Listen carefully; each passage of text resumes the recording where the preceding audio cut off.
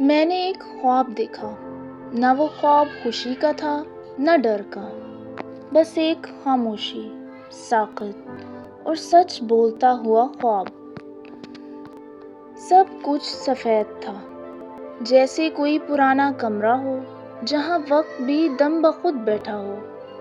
میرے قدم چلتے رہے، لیکن زمین نظر نہیں آ رہی تھی، بس میں تھی اور ایک عجب سا بوجھ تھا، جیسے کوئی حساب ہونا ہو۔ پھر اچانک کہیں دور سے آواز آئی، نہ زور سے نہ پیار سے، بلکہ یوں جیسے کسی نے صدیاں خاموش رہ کر بولا ہو، آ چکی ہو۔ میں نے پلٹ کر دیکھا، کوئی نہ تھا، لیکن پھر چاروں طرف سرگوشیاں بڑھنے لگی۔ اسے دکھاؤ، اس کے دن، اس کی راتیں اور وہ لمحے جو اس نے خود سے چرائے تھے۔ میرے ہاتھ میں ایک کتاب رکھ دی گئی، سرد، وزنی، ساکت، میرا اعمال نامہ۔ میں نے کھولا، پہلا صفحہ خالی تھا، دوسرا بس ایک جملہ، تو بولتی کم تھی مگر دل میں بہت کچھ چھپاتی تھی۔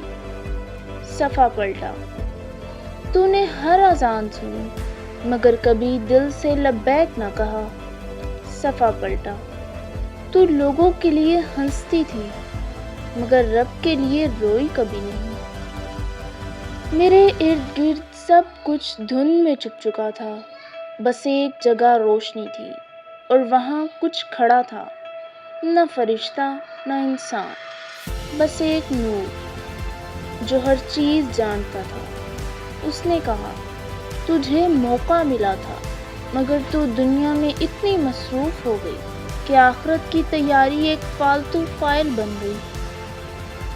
پھر اچانک میرے سامنے فلم چلنے لگی، میری زندگی کی فلم۔ وہ لمحے جب میں نے سچ سن کر کبھی آنکھیں بند کی تھی، وہ دن جب وقت تھا مگر نماز نہ تھی، وہ راتیں جب آنکھیں جاگتی تھیں پر دل نہیں تھا۔ میں نے اپنے آپ کو دیکھا ہر جگہ مگر کہیں بھی مکمل نہیں۔ میں رونے لگی، چیخنا چاہا، کہا، اے اللہ مجھے واپس بھیج دے، میں بدل جاؤں گی، میں سنبھل جاؤں گی، میں تیری بن جاؤں گی۔ نور نے کہا، تو جاگ تو چکی ہے مگر اب زندگی سو چکی ہے۔ آنکھ کھلی، تکیا آنسوؤں سے بھیگا ہوا تھا، دل کانپ رہا تھا، اور کمرے میں فجر کی اذان کی آواز آ رہی تھی۔